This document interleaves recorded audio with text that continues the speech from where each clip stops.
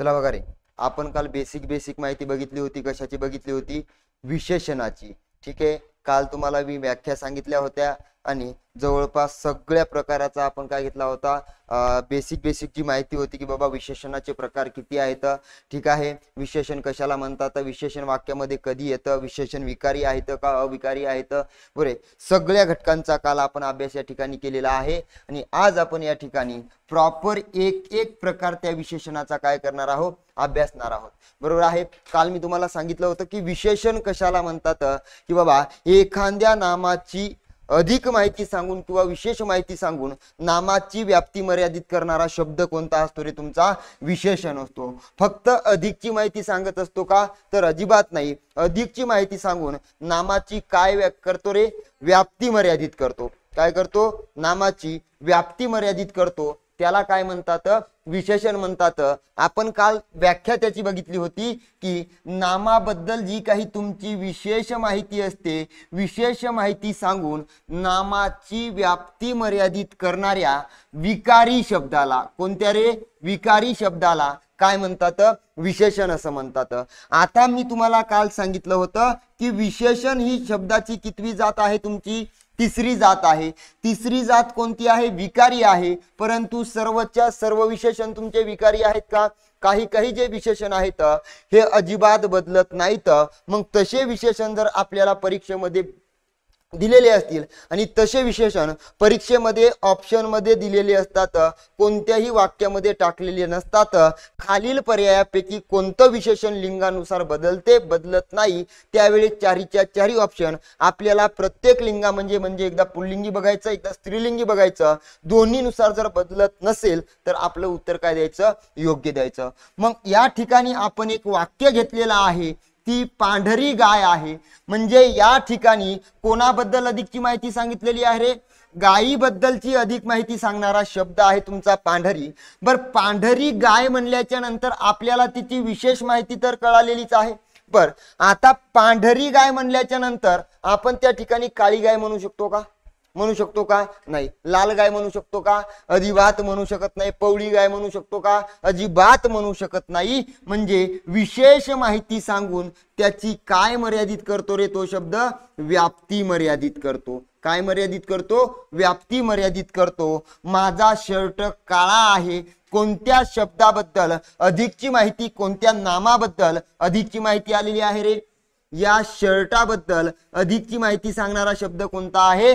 काळा आहे. मग आता याच्यामध्ये आपल्याला कधी कधी काय केलेलं असतं, एकदम साधा आणि सिंपल प्रश्न तुम्हाला दिलेला असतो की बाबा याच्यामधलं नेमकं विशेष कोणतं आहे, आणि नंतर दुसरं काय असते रे? तुमचं विशेषण असतं.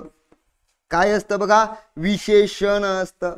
म्हणजे सरळ ज्या नामाबद्दल अधिकची माहिती सांगितली जाते त्याला काय म्हणतात रे? विशेषण म्हणतात. आणि जी अधिकची माहिती येते त्याला काय म्हणतात? विशेषण म्हणतात. उदाहरणार्थ, तो प्राचीन किल्ला आहे, या वाक्यामधलं तुमचं विशेष कोणतं आहे सांगा बरं? काय आहे? किल्ला. या नामाबद्दल अधिकची माहिती कोणत्या शब्दाने सांगितलेली आहे? प्राचीन या शब्दानं. मग ज्याची माहिती सांगितली जाते त्याला म्हणतात विशेष्य, आणि हा जो शब्द आहे अधिक माहिती सांगणारा याला काय म्हणतात? विशेषण म्हणतात. बोरे आंबट आहेत. काय आहे वाक्य? बोरे आंबट आहेत. याच्यामधलं विशेष्य कोणतं आणि विशेषण कोणतं रे? मला सांगा, विशेष्य कोणतं आहे? बोरे, आणि विशेषण कोणतं आहे? आंबट आहे. काय आहे? आंबट आहे.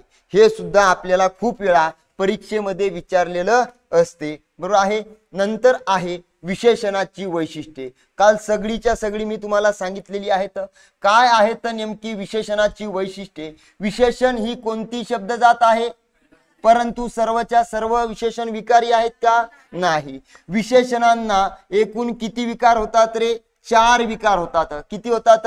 4. पहिला लिंगाचा, दुसरा वचनाचा, त्याचबरोबर विशेष प्रसंगी तुमचा विभक्तीचा, आणि त्याचबरोबर विशेष प्रसंगी तुमचा पुरुषाचा विकार सुद्धा कशाला होतो? या विशेषणाला होतो. म्हणून विशेषणाला एकूण विकार किती होतात? 4 होतात. विशेषण वाक्यात कधीच एकटे येत नाही. उदाहरणार्थ या ठिकाणी आपण एक वाक्य घेतलेलं आहे छान आहे. काय रे? छान आहे. मला सांगा आता या ठिकाणी आपण वाक्यात विशेषणच घेतलं, वाक्यामध्ये तुमचं नाम घेतलेलं आहे का? घेतलेलं आहे का? नाही घेतलेलं. मग या विशेषणाला स्वतःचा काहीतरी अर्थ आहे का? अजिबात नाही. म्हणजे ज्या वेळेस आपल्याला वाक्यामध्ये विशेषण वापरायचं आहे त्यावेळेस आपल्याला वाक्यामध्ये काय घेणं गरजेचं आहे? तुमचं नाम घेणं गरजेचं आहे. काय घेणं गरजेचं आहे? नाम घेणं गरजेचं आहे. नामाशिवाय विशेषण वाक्यात कधीच एकटं येत नाही. विशेषणे वाक्यात नेहमी कोणासोबत येतात रे? तुमचे नामासोबत येतात. कोणासोबत येतात? नामासोबत येतात. विशेषण वाक्यात येताना नेहमी नामाच्या पूर्वी किंवा नामाच्या नंतर आलेले असते. म्हणजे काल मी तुम्हाला एक मुद्दा सांगितलेला होता की विशेषणाचं स्थान वाक्यामध्ये निश्चित आहे का रे? निश्चित आहे का? निश्चित नाही. तर ते जे काही तुमचं विशेषण आहे वाक्यामध्ये नामाच्या पूर्वी किंवा नामाच्या नंतर कोणत्याही ठिकाणी येऊ शकते. बरोबर आहे. त्याच्यावरून विशेषणाचे दोन प्रकार पडतात. जर नामाच्या नंतर आलं तर त्याला काय म्हणतात? विधी विशेषण म्हणतात. नामाच्या अगोदर जर आलं तर त्याला काय म्हणतात? अधिविशेषण म्हणतात. आणि जी काही तुमची विशेषणे असतात नामाचा काय करतात? कोणता तरी गुण दाखवतात. काय करतात? कोणता तरी गुण दाखवतात. म्हणजे जी काही तुमची अधिकची माहिती असते त्यालाच काय म्हणतात? गुण म्हणतात. विशेषण नामाची काय मर्यादित करतो रे? व्याप्ती मर्यादित करतो. एकदा का व्याप्ती मर्यादित झाली आपण त्याच्यामध्ये काही बदल करू शकतो का? अजिबात करू शकत नाही. ही गोष्ट आपल्याला या ठिकाणी लक्षात घेणं गरजेचं आहे. विशेषणाला स्वतःचं लिंग असते का?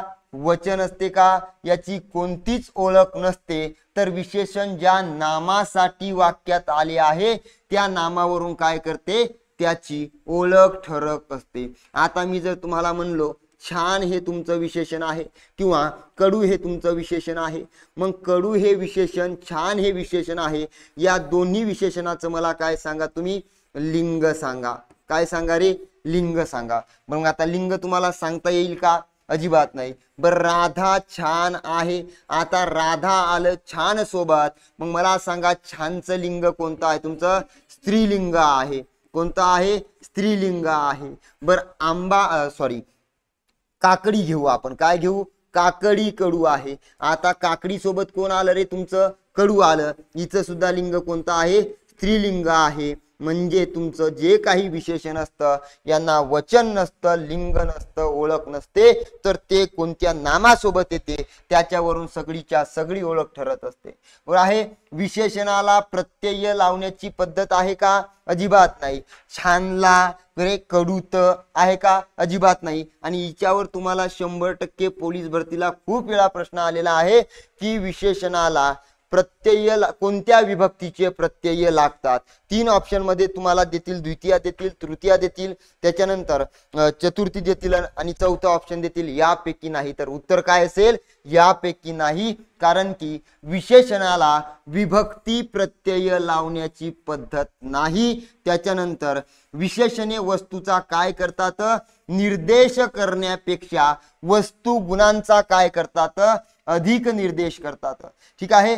सर्वच नसल्या तरी काही विशेषणांना स्वतःचा अर्थ असतो. काही ओके, काही विशेषण विकारी तर काही काय असतात रे? तुमचे अविकारी असतात. याचा अभ्यास आपण कालच्या सेशन मध्ये केलेला आहे. मग जाऊ आपण आता आपल्या विशेषणाच्या प्रकाराकडे. मी तुम्हाला काल सांगितलं होतं विशेषणाचे एकूण प्रकार किती येतं? 3 आहेत. पहिला प्रकार आहे तुमचा गुण विशेषण. कोणता आहे? गुण विशेषण. दुसरा प्रकार आहे तुमचा संख्या विशेषण आणि तिसरा प्रकार आहे तुमचा सार्वनामिक विशेषण. कोणता आहे? सार्वनामिक विशेषण आहे. मग गुण विशेषण म्हणजे काय रे? एखाद्या वस्तूचा, ठिकाणाचा, व्यक्तीचा कोणता तरी गुण सांगितलेला असतो. काय सांगितलेला असतो? गुण सांगितलेला असतो. काल सांगितलं होतं कोणकोणते गुण सांगितलेले असतात सांगा. काय असेल? रंग असेल, आकार असेल, नंतर रूप असेल, नंतर रूप झाल्याच्या नंतर चव असेल, नंतर स्थिती असेल, त्याच्यानंतर बघा तुमचा काय रे? स्वभाव असेल, स्वभाव झाल्याच्या नंतर काय होतं तुमचं अवस्था असेल, ठीक आहे ना. एवढ्यांचा जर बोध झालेला असेल तर ते विशेषण कोणतं असते तुमचं गुण विशेषण. संख्या सांगितलेली असेल तर संख्या विशेषण. आणि सार्वनामिक विशेषण कशाला म्हणतात, त्या वाक्यामध्ये कशाचा उपयोग केलेला असतो तुमचा सर्वनामाचा उपयोग केलेला असतो. कशाचा उपयोग केला असतो सर्वनामाचा उपयोग केलेला असतो. बरोबर आहे. मग जाऊ आपण आपल्या पहिल्या प्रकाराकडे ज्याचं नाव आहे तुमचं गुण विशेषण. काय आहे रे गुण विशेषण आहे. मग नेमकं गुण विशेषण कशाला म्हणतात. ठीक आहे पेन दिसते का तुम्हाला दिसते ठीक आहे जाऊ दे त्याचा कलर वेगळा आहे जरा. ठीक आहे बघा पहिला प्रकार आहे तुमचा गुण विशेषण. मग ज्या विशेषणातून वस्तूच्या कशाचा बोध होतो गुणांचा बोध होतो त्यांना काय म्हणतात रे गुण विशेषण म्हणतात. विशेषणातून वस्तूच्या कशाचा बोध होतो रंग, दुसरा रूप, तिसरा आकार, चव, अवस्था, स्वभाव इत्यादी गुणांचा बोध होतो तेव्हा त्या गुणदर्शक शब्दांना काय म्हणतात गुण विशेषण म्हणतात. आमच्या घरी काळी गाय आहे. काय आहे रे काळी गाय आहे. कशाचा बोध झालेला आहे रंगाचा बोध झालेला आहे. सुरेखा देखणी बाई आहे. कशाचा बोध झालेला आहे रूपाचा बोध झालेला आहे. त्याच्यानंतर हिमालय उंच पर्वत आहे. काय दाखवलेला आहे आकार दाखवलेला आहे. त्याच्यानंतर बोरे आंबट आहेत. आंबट म्हणजे काय सांगितलेली आहे चव. एवढ्या गुणांचा जर बोध झाला तर त्याला काय म्हणतात रे गुण विशेषण म्हणतात. काय म्हणतात गुण विशेषण म्हणतात.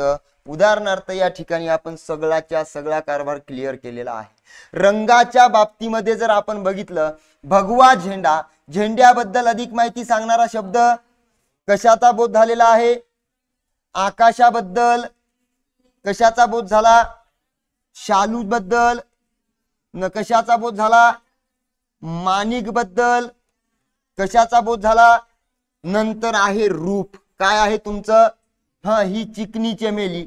चमेली कशी है बरोबर है. नंतर बाळ कसं है रे. नंतर चेहरा कसा आहे. नंतर पोरगी कशी है कशी आहे हेकणी आहे. म्हणजे या ठिकाणी रूपाचा बोध झालेला आहे. आलो आपण आकाराकडे. कशाकडे आलो आकाराकडे आलो. कशाकडे आलो आकाराकडे आलो. मग आकाराकडे आल्याच्या नंतर बाटली कशी आहे त्याच्यानंतर नलिका कशी आहे घुमट कसा आहे रस्ता कसा आहे.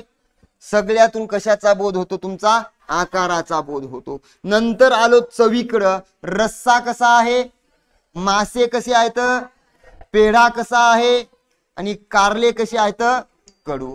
कारले कसे आहेत कडू आहेत. कसे आहेत कारले कडू आहेत बरोबर आहे. त्याच्यानंतर आहे तुमची अवस्था. मुलगी कशी आहे रे अवस्था कोणती आहे ही. नंतर माणूस कसा आहे ठीक आहे ठीक आहे दारिद्री है दारिद्री माणूस. स्वभावानुसार स्त्री कशी आहे आणि आजी कशी असते कर्ण कसा होता आणि मुलगी कशी असते भामटी. कशी असते भामटी. मी सांगतो ना इथं पोरग होतं आणि इथं पोरग होता ठीक आहे ना बरोबर. मी त्या दिवशी तुम्हाला सांगितलं ना आता अन्याय सहन करून घेतल्या जाणार नाही. एवढ्या दिवस लेखकानं काय केलं जिथं तिथं जिथं तिथं बरोबर आहे ना पोरग हेपणी पोरगी आणि चिकनी चमेली बरोबर आहे ना सुंदर सुंदर मुलगी आणि काळकुटी मुलगा बरोबर असं. आता जिथं जिथं मला मी टाईप करताना जिथं पोरग दिसते तिथं पोरगी टाकत असतो. ठीक आहे ना ताणच नाही काय. ठीक आहे हे दोन शब्द सुरुवात झाली आजपासून. कळालं तुम्हाला गुण विशेषण कळालं ना प्रॉपरली कळालं गुण विशेषण. याच्यामध्ये काही डाऊट जाऊ मग समोरच्या प्रकाराकडे. समोरचा प्रकार आहे सगळ्यात महत्वाचा आणि पोलीस भरतीला याच्यावर 100% काय आलेला असतो तुमचा प्रश्न आलेला असतो. संख्या विशेषण म्हणजे विशेषातून एखाद्या विशेषाचा आपल्याला कशाचा बोध होतो रे संख्येचा बोध होतो. म्हणजे ज्या विशेषणातून संख्यावाचक गुणांचा बोध होतो त्या विशेषणास काय म्हणतात संख्या विशेषण म्हणतात. काय म्हणतात संख्या विशेषण म्हणतात. आमच्या गावात 60 विहिरी आहेत. विहिरीबद्दल अधिक माहिती सांगणारा शब्द कोणता आहे 60. आज आजोबांचा 70वा वाढदिवस आहे. कितवा मग आता सांगा बरं, या वाक्यामध्ये तुमचं विशेष्य कोणतं आहे आणि विशेषण कोणतं आहे? वाक्य मस्त आहे का नाही? 70वा काय आहे तुमचं? हे या ठिकाणी विशेषण आहे. काय आहे रे? विशेषण आहे. आणि विशेष्य काय आहे? काय आहे? आजोबाबद्दल माहिती मिळा लागली का? वाढदिवसाबद्दल, वाढदिवसाबद्दल माहिती मिळा लागली. म्हणजे वाढदिवस हा शब्द या ठिकाणी कशाचं कार्य करतो? विशेष्याचं कार्य करतो. घाई गडबडीत आपण सनकन टाकून देतो आजोबा. आजोबाबद्दल माहिती आहे का? माहिती कशाबद्दल आहे? वाढदिवसाबद्दल. 6 मुली वर्गाबाहेर पडतील. किती मुली रे? ठीक आहे. माझ्या आईकडे कोणती साडी आहे? सूर्याला किती किरणे आहेत? अनंत किरणे आहेत. या प्रत्येक शब्दातून आपल्याला कशाचा बोध होतो रे? संख्येचा बोध होतो. म्हणजे विशेष्याचा अधिक माहिती सांगणारा शब्द जेव्हा कोणता असतो? संख्यावाचक असतो. कोणता असतो? संख्यावाचक असतो. तेव्हा त्याला काय म्हणतात? संख्या विशेषण म्हणतात. काही वेळेला काय केलेलं असतं? तो शब्द अक्षरामध्ये दिलेला असतो. तो शब्द कशामध्ये दिलेला असतो? अंकामध्ये दिलेला असतो. ठीक आहे. जाऊ मग याच्या आपण संख्या विशेषणाच्या उपप्रकाराकडं. उपप्रकार किती पडतात? त्याचे 5 पडतात. पहिला आहे तुमचा गणनावाचक. कोणता आहे? गणनावाचक. दुसरा आहे तुमचा क्रमवाचक. तिसरा आहे तुमचा पृथकत्ववाचक. चौथा आहे तुमचा आवृत्तीवाचक. आणि सगळ्यात महत्वाचा 5वा अनिश्चित संख्या विशेषण. परत या गणनावाचकचे किती प्रकार पडतात? 3 प्रकार पडतात. पहिला आहे तुमचा पूर्णांकवाचक. दुसरा आहे तुमचा, दुसरा कोणता आहे तुमचा? अपूर्णांकवाचक. आणि तिसरा आहे तुमचा साकल्यवाचक. कोणता आहे? साकल्यवाचक. जाऊ आपण पहिल्या प्रकाराकडे. पहिला प्रकार आहे तुमचा गणनावाचक. गणना म्हणजे काय असते रे? गिनती करणे, मोजणे. बरोबर आहे. मग जी विशेषणे वस्तूची काय केलेली असतात? गणना किंवा गणती करण्यासाठी वापरली जातात त्यांना काय म्हणतात? गणनावाचक म्हणतात. 5 पेन, 10,000 रुपये सगळे काय केलेले आहेत? आपण गिनती करण्यासाठी वापरलेली आहेत, गणना करण्यासाठी वापरलेली आहेत. तेव्हा त्यांना काय म्हणतात? गणनावाचक संख्या विशेषण असे म्हणतात. मग गणनावाचक संख्या विशेषणातून नेहमी काय होते रे? तुमचा निश्चित संख्येचा काय होतो? बोध होतो. आणि गणनावाचक संख्या विशेषण अंकात येऊ शकते किंवा कशात येऊ शकते रे? तुमचं अक्षरात सुद्धा दर्शविलेले जाते. याचा पहिला प्रकार आहे तुमचा पूर्णांकवाचक संख्या विशेषण. सरळ सरळ संख्या कोणती असते रे? तुमची पूर्ण संख्या असते. तेव्हा त्याला काय म्हणतात? पूर्णांकवाचक संख्या विशेषण म्हणतात. आमच्या वर्गात किती मुले आहेत? 50 मुले आहेत. पूर्णांक संख्या आहे का अपूर्णांक संख्या आहे? पूर्णांक संख्या आहे. थोडं समोर आलो. राजाने सेवकाला सहस्त्र म्हणजे किती असतात रे? 1000 असतात. 1000 मोहरा दिल्या. दादांनी बाजारातून किती कोंबड्या आणल्या? 3 कोंबड्या आणल्या. ताईंनी कुंभाराकडून किती पणत्या घेतल्या? किती घेतल्या? 7 पत्न्या घेतल्या. पत्न्या वेगळ्या असतात, पणत्या वेगळ्या असतात. ही पत्नी, ठीक आहे ना. आणि ही काय असते? पत्न्या नाही. ही पणती, पणत्या हे वेगळं आहे आणि पत्न्या हे वेगळं आहे. बरोबर आहे ना. पत्न्या आपण किती पण घेऊ शकतो, हे नाही घेऊ शकत. ठीक आहे ना. हे अजिबात नाही. इथं एकच भेटे ना. ठीक आहे. त्याच्यामुळं अनेक वचन करू शकत नाही. हाय तिच्यात सुख आणि समाधान मानायचं, गप राहायचं. बरोबर आहे ना. हाय ती गेली, दुसरं काय करता? चला मग हिमालयात माझ्यासोबत भगवे कपडे घालू. बरोबर आहे. माझ्याकडे किती पेन आहेत रे? 4. 4 असतील, 7 असतील, 3 असतील, 1000 असेल, 50 असेल. सगळेच्या सगळे अंक, सगळ्याच्या सगळ्या संख्या तुमच्या कोणत्या आहेत? पूर्ण संख्या आहेत. म्हणून याला काय म्हणतात? पूर्णांकवाचक संख्या विशेषण. काय म्हणतात? पूर्णांकवाचक संख्या विशेषण म्हणतात. थोडं समोर आल्याच्या नंतर दुसरा प्रकार आहे बघा तुमचा, ज्याचं नाव आहे अपूर्णांकवाचक. काय आहे रे? अपूर्णांकवाचक आहे.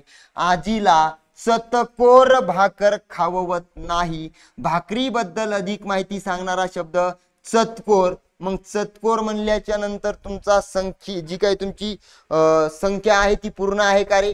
आहे का? नाही. बाळाने अर्धा लाडू खाल्ला, संख्या पूर्ण आहे का? नाही. तिने पावशर गुळ आणला, संख्या पूर्ण आहे का? नाही. तो तिची पाऊण तासापासून वाट पाहत होता. किती तासापासून? पाऊण. आणि ती 1.5 तासापूर्वीच निघून गेली. बरोबर आहे ना सोन्या? संध्याकाळी तू टाकली 1500, बरोबर आहे.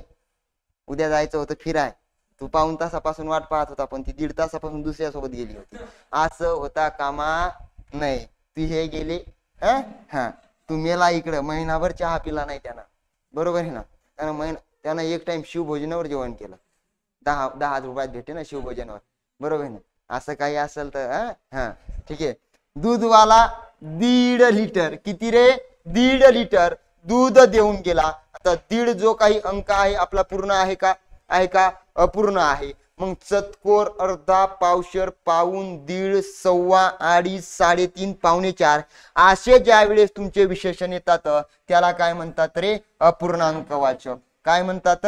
अपूर्णांकवाचक म्हणतात. सगळ्यात महत्वाचा आहे तुमचा साकल्यवाचक. कोणता आहे? साकल्यवाचक. साकल्यवाचक कशाला म्हणतात? आहे त्या घटकापैकी सर्वच्या सर्व घटकाचा ज्या वेळेस बोध होतो तेव्हा त्याला काय म्हणतात? साकल्यवाचक म्हणतात. ज्या संख्या विशेषणातून असणाऱ्या सगळ्यात महत्वाचा आहे सर्वच्या सर्व वस्तू किंवा व्यक्तीचा काय होतो? एकत्रितपणे तुमचा उल्लेख केला असतो तेव्हा त्यास साकल्यवाचक संख्या विशेषण असे म्हणतात. नंतर बघा, सगळ्यात महत्वाचा तुम्हाला मार्क मिळवून देणारा घटक हा आहे. संख्यादर्शक शब्दाला जेव्हा कोणता प्रत्यय रे? ई प्रत्यय किंवा ही प्रत्यय हा शब्दयोगी अव्यय जोडलेला असतो तेव्हा त्या संख्यादर्शक शब्दाचे बनलेले रूप कोणतं असते? तुमचं साकल्यवाचक असते. कोणतं असते? तुमचं साकल्यवाचक असते. नंतर आहे तुमचा 7 समजा, नंतर आहे तुमचा 4 समजा, नंतर आहे तुमचा 3 समजा, नंतर आहे तुमचा 50 समजा. हे जर असे आले तर यांना काय म्हणतात रे? गणनावाचक म्हणतात. गणनावाचक मधला पहिला प्रकार कोणता आहे? तुमचा पूर्णांकवाचक आहे. कोणता आहे? तुमचा पूर्णांकवाचक आहे. परंतु आपण याला कोणता प्रत्यय लावला? ई हा प्रत्यय लावला आणि तुमचं ही हे शब्दयोगी काय लावलं? अव्यय लावलं. त्यावेळेस मात्र त्यांचं जे आता काही तुमचं रूप बनल त्यांना काय म्हणतात? तुमचं काय म्हणतात? साकल्यवाचक म्हणतात. बरोबर आहे. 7 ही नंतर काय आहे तुमचं? 4 ही, त्याच्या नंतर आहे तुमचं 3 ही, त्याच्यानंतर आहे तुमचं 50 ही, त्याच्यानंतर आहे तुमचं, बरोबर आहे. म्हणजे याला ही प्रत्यय लावल्याच्या नंतर जे तुमचं बनलेलं रूप असते त्याला काय म्हणतात? तुमचं साकल्यवाचक म्हणतात. काय म्हणतात? साकल्यवाचक म्हणतात. उदाहरणार्थ आपण उदाहरण घेतलेलं आहे आणि सर्व संख्येचा काय होतो त्या ठिकाणी? सर्व व्यक्तीचा वस्तूचा काय होतो? बोध होतो. काय होतो रे? तुमचा बोध होतो. उदाहरणार्थ पहिलं उदाहरण घेतलेलं आहे आपण. 5 पांडव वनवासात गेले. कोणता प्रत्यय लावलेला आहे रे? ई प्रत्यय लावलेला आहे. भारतीय जवान तिन्ही ऋतू देशांच्या सीमेचे काय करतात? संरक्षण करतात. काय करतात? संरक्षण करतात. एकूण आपले ऋतू किती येते रे तुमचे? 3 आहेत. मग 3 ही ऋतू देशांच्या सीमेचे संरक्षण करतात. एखादा ऋतू तुमचा मागे ठेवलेला आहे का? आहे का? तिन्ही ऋतूचा त्या ठिकाणी बोध झालेला आहे. तो 12ही महिने फिरतच असतो. किती महिने? 12ही महिने. एकूण महिने किती असतात? 12 असतात. एखादा महिना शिल्लक ठेवलेला आहे का?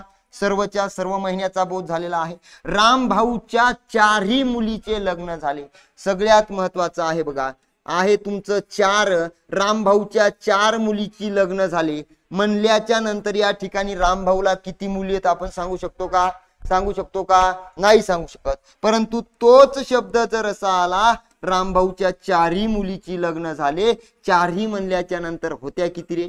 4च होत्या. आणि पूर्णच्या पूर्ण मुलीची काय झाली? लग्न झाली. आपण उभयता आमच्याकडे जेवायला या उभयता म्हणजे सर्वच्या सर्व, लढाई चारही शिपाई मारले गेले, या सगळ्या तुमच्या संख्या विशेषणातून असलेल्या सर्व व्यक्ती वस्तूचा काय होतो, बोध होतो, तेव्हा त्याला काय म्हणतात, तुमचं कोणतं संख्या विशेषण म्हणतात, गणनावाचक. कोणतं म्हणतात, गणनावाचक म्हणतात. नंतरचा प्रकार आहे तुमचा क्रमवाचक संख्या विशेषण. कोणता आहे, क्रमवाचक संख्या विशेषण आहे. मग क्रमवाचक संख्या विशेषण कशाला म्हणतात, ज्या विशेषणामुळे विशेषाच्या कशाचा बोध होतो रे, तुमचा क्रमाचा बोध होतो, तेव्हा त्यास काय म्हणतात, तुमचं क्रमवाचक संख्या विशेषण असे म्हणतात. किंवा कधी कधी त्या विशेषाचे काय कळते रे, तुमचे स्थान कळते, तेव्हा त्याला सुद्धा काय म्हणतात, तुमचं क्रमवाचक संख्या विशेषण म्हणतात. शंतनू 9व्या वर्गात शिकतो. कितव्या वर्गात, 9व्या. कळाला का त्याचा क्रम, ठीक आहे. आज ताईचा 25वा वाढदिवस आहे. कितवा पर हेच जर असं असतं, ताईला 25 वर्ष पूर्ण झाले, काय असतं, गणनावाचक. काय असतं, गणनावाचक. तुला तुझ्या प्रश्नाचे उत्तर दुसऱ्या कितव्या पानावर रे, दुसऱ्या पानावर, ठीक आहे. नंतर बकुळा ही माझी तिसरी बायको आहे. चांगली गोष्ट आहे. कितवी आहे, तिसरी बायको आहे. पहिली गेली, दुसरी गेली, आता कितवी आहे, तिसरी आहे. बरोबर, हे जुना काळ असेल. आता एक गेली तर दुसरी भेटाय, म्हणजे एकच भेटेना, तिसरीचा विषय नाही काय, ठीक आहे ना. तिसरी असेल, दुसरं असेल, 25वा, 9वा, सगळ्या विशेषणातून कशाचा बोध होतो रे, तुमचा क्रमवाचक संख्या विशेषणाचा बोध होतो. कशाचा बोध होतो, क्रमवाचक संख्या विशेषणाचा बोध होतो. म्हणून याला काय म्हणतात, क्रमवाचक संख्या विशेषण म्हणतात.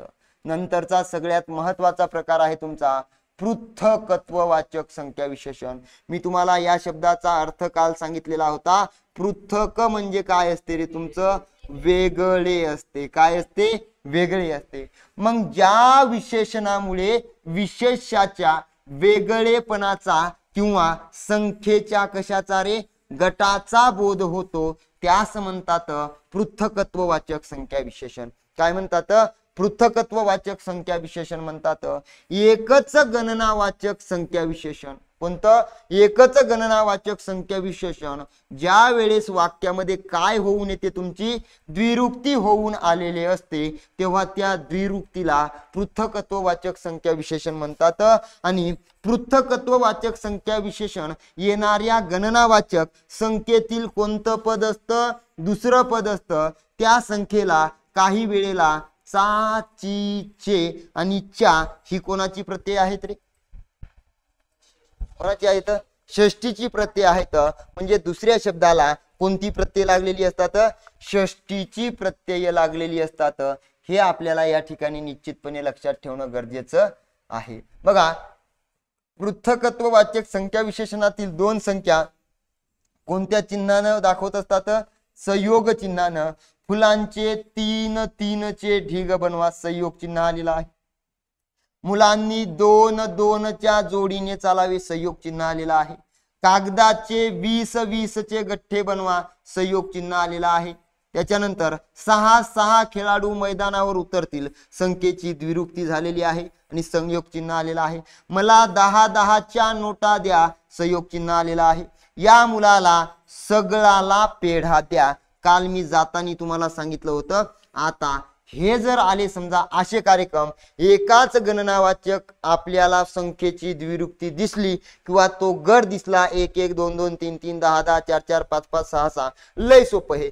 परंतु हा शब्द आला, मुलाला सगळाला पेढा द्या. मग सगळाला म्हणजे काय असते रे, तुमचं एक एक पेढा द्या. या ठिकाणी काय झालेलं दिसते आपल्याला, तुमचं संख्येची द्विरुक्ती झालेली असते. परंतु या शब्दाचा आशयार्थ आपल्याला लक्षात घ्यावा लागतो, मूळार्थ लक्षात घ्यावा लागतो, मूळ अर्थ त्याचा लक्षात घ्यावा लागतो. त्यावेळेस त्याचा विग्रह असा होतो. विग्रह केल्याच्या नंतर संख्येची काय होते, द्विरुक्ती येते. त्यावेळेस ते संख्या विशेषण कोणतं असतं, तुमचं पृथकत्ववाचक असतं.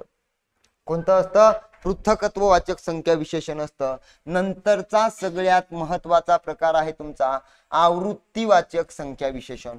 काय आहे तुमचा, आवृत्तीवाचक संख्या विशेषण आहे. आणि ज्या संख्या विशेषणातून वस्तूची काय कळते रे, आवृत्ती कितवी आहे किंवा त्या वस्तूचा गुणितार्थ कितवा आहे हे समजते, त्यास म्हणतात आवृत्तीवाचक संख्या विशेषण. काय म्हणतात? आवृत्तीवाचक संख्या विशेषण म्हणतात. आणि या विशेषणांना तुमचं पट असेल, पदरी असेल, वारी असेल, गुणित असेल, सारखे प्रत्यय असतात. उदाहरणार्थ नऊवारी, उदाहरणार्थ दुहेरी, त्याच्यानंतर चौपदरी असे प्रत्यय लागलेले असतात. मी देवाला काय केला?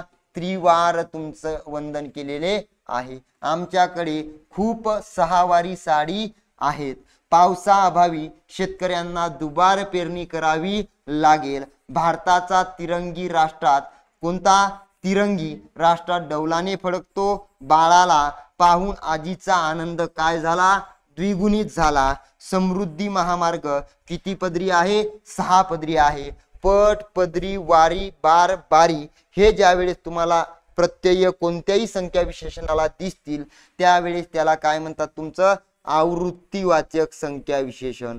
काय म्हणतात रे? तुमचं आवृत्तीवाचक संख्या विशेषण म्हणतात.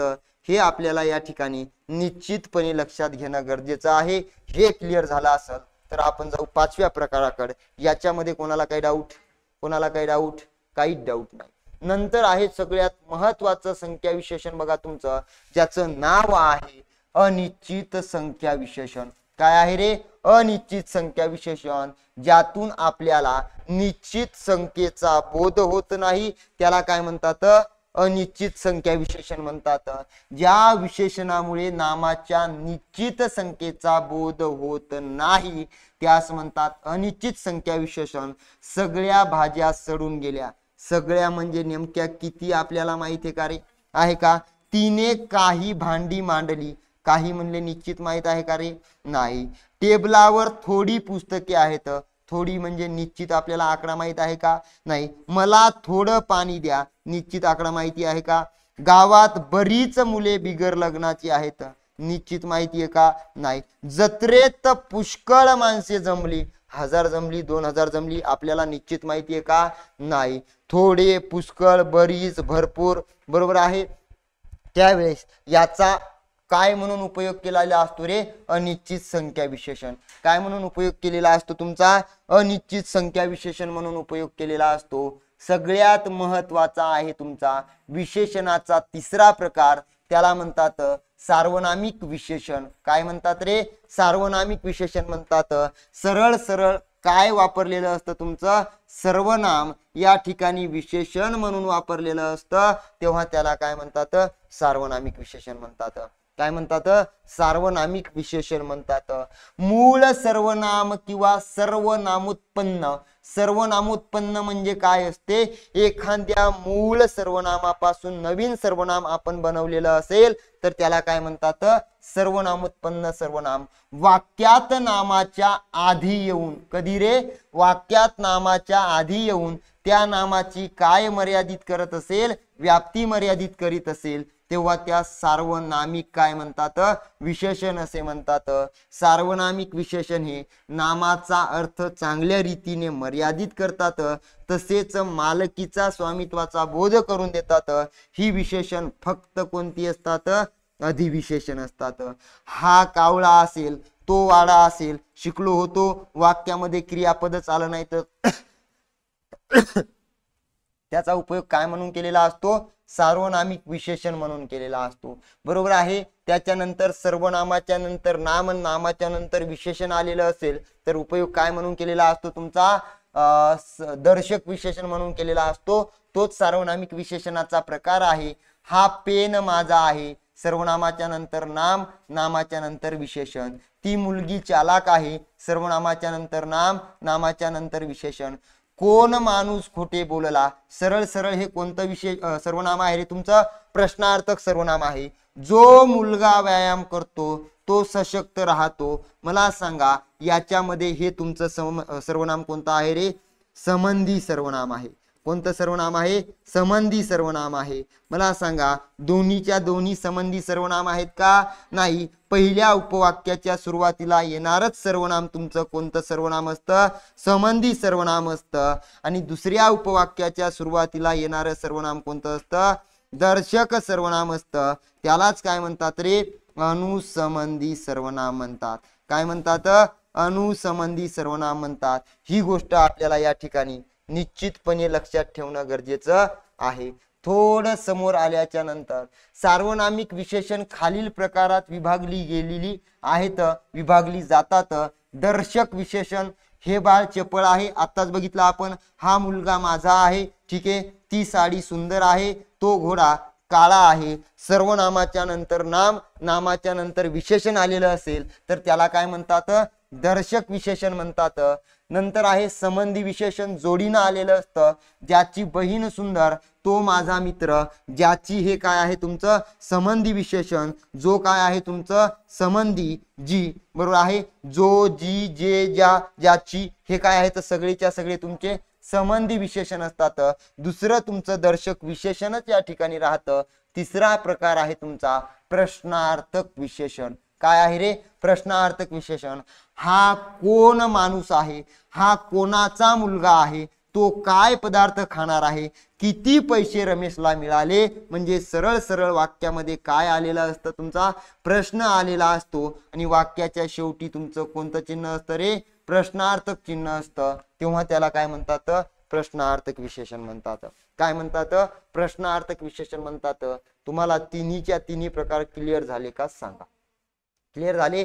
नंतर जे काही कृपा कुलकर्णी आहेत यांनी उत्पत्तीच्या आधारे विशेषणाचे पुढील दोन प्रकार मानले आहेत, सिद्ध विशेषण आणि साधित विशेषण. हे आपण उद्याच्या सेशन मध्ये बघू. ठीक आहे. आज जे काही आपण तीन प्रकार शिकले, मूळ प्रकार, त्याच्यामध्ये कोणाला काही डाऊट आहे? आहे का? आहे का कोणाला काही डाऊट? कोणाला काही डाऊट नाही? अजिबात नाही. बरं, ठीक आहे. मग जे काही तुमचं सिद्ध विशेषण आहे, साधित विशेषण आहे आणि स्थानावरून पडणारे दोन प्रकार आहेत तुमचे, अधिविशेषण आणि विधिविशेषण, हे आपण उद्याच्या लेक्चर मध्ये बघू. चालेल? ठीक आहे. फक्त याचा अभ्यास चांगला करा, कारण आता आपण काल तर बेसिक माहिती बघितली होती, पण आज पूर्ण डीप मध्ये, डिटेल मध्ये घेतलेलं आहे. ठीक आहे. डाऊट असला तर विचारत चला. या ठिकाणी थांबू. ओके, ठीक आहे.